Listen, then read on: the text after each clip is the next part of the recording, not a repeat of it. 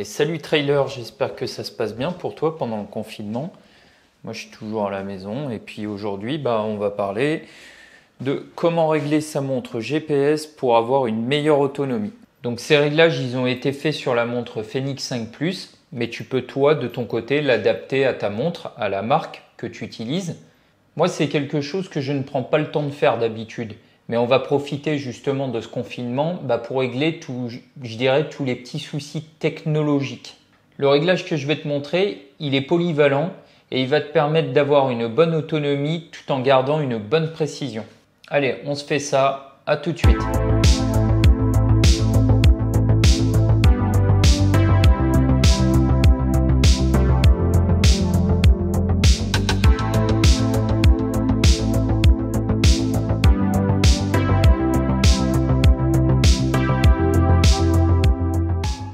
Premièrement, on va régler le GPS. C'est quelque chose qui consomme beaucoup.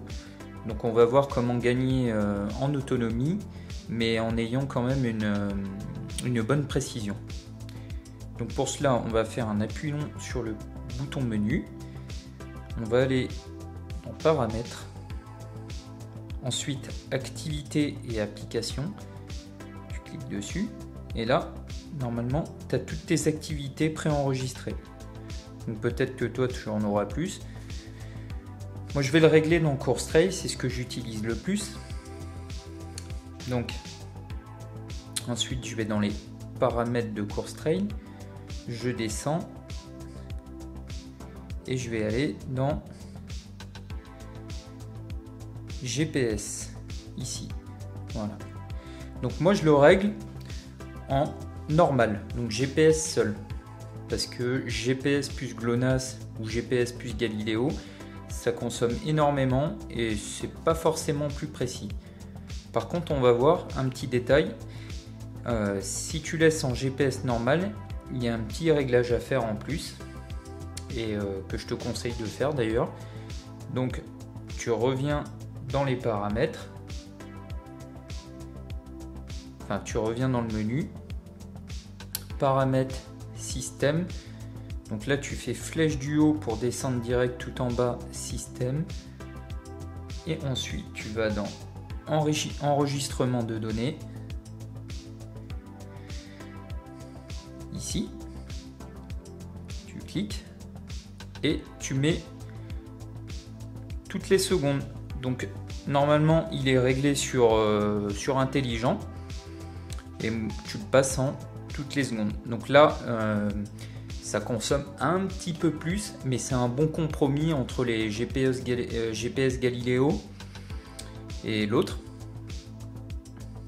Et ça va te permettre de gagner quand même considérablement en autonomie et d'être précis. Allez, deuxièmement, le rétroéclairage. Pareil, ça consomme beaucoup. Pas grand chose bien souvent parce qu'on ne pense pas à faire les petits réglages qui vont bien.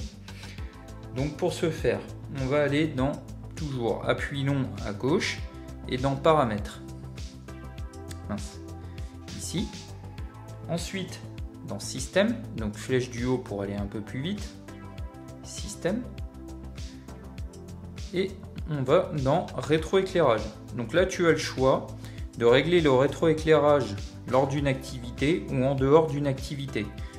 On va d'abord le régler lors de l'activité. Tu rentres dans le menu. Donc là, il y a plusieurs choses à régler. Donc les touches.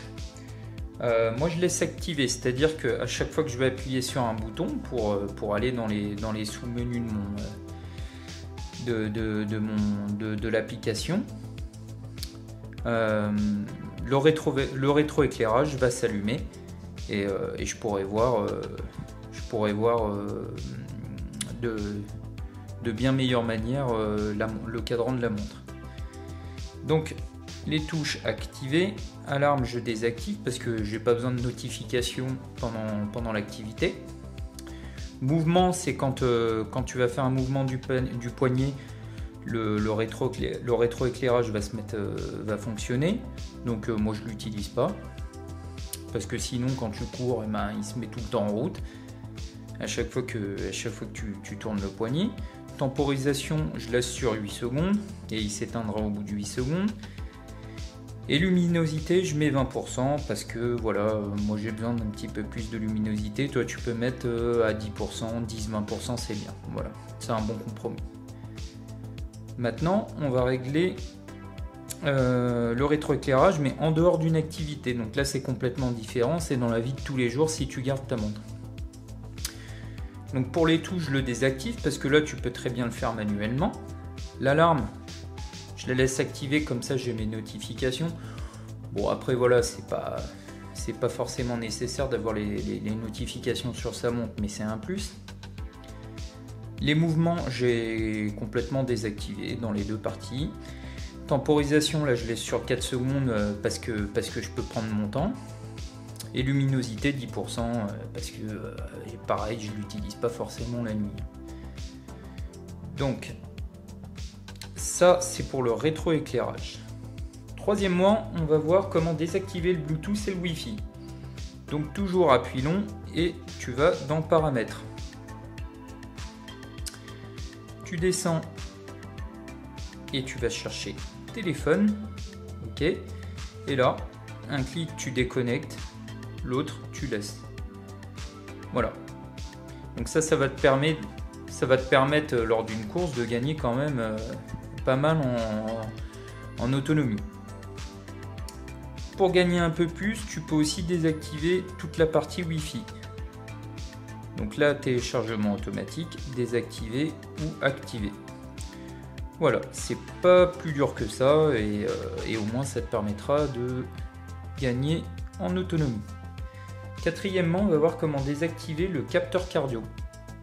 Alors il me semble que le capteur cardio c'est ce qui consomme le plus. Hein.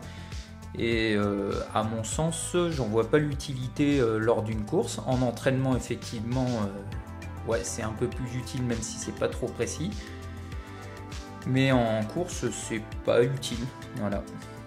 Donc, tu vas dans paramètres toujours, tu descends. Ensuite, dans capteur et accessoires. Tu trouves FC au poignet. Et là, vous voyez, moi il est désactivé. Bon, je l'utilise pas beaucoup parce que j'ai la ceinture et je trouve que c'est bien plus précis. Activer ou désactiver. Voilà. Maintenant, on va voir un réglage bonus qui va être utile pour les gens qui courent en ultra trail. Un petit réglage pour pouvoir recharger leur montre pendant la course. Donc, tu vas dans paramètres. Tu vas dans système. Flèche du haut toujours pour aller le trouver plus facilement. Et là, tu descends à mode USB. Au menu mode USB. Voilà. Donc d'origine, il sera sur Media Transfer normalement. C'est le mode qui te permet de le connecter à ton PC. Toi, tu le passes en Garmin. Voilà. Alors, Media Transfer, le problème, c'est que quand tu vas vouloir mettre ta batterie de secours pour recharger ta montre, il va revenir au menu principal de ta montre, donc l'affichage de l'heure.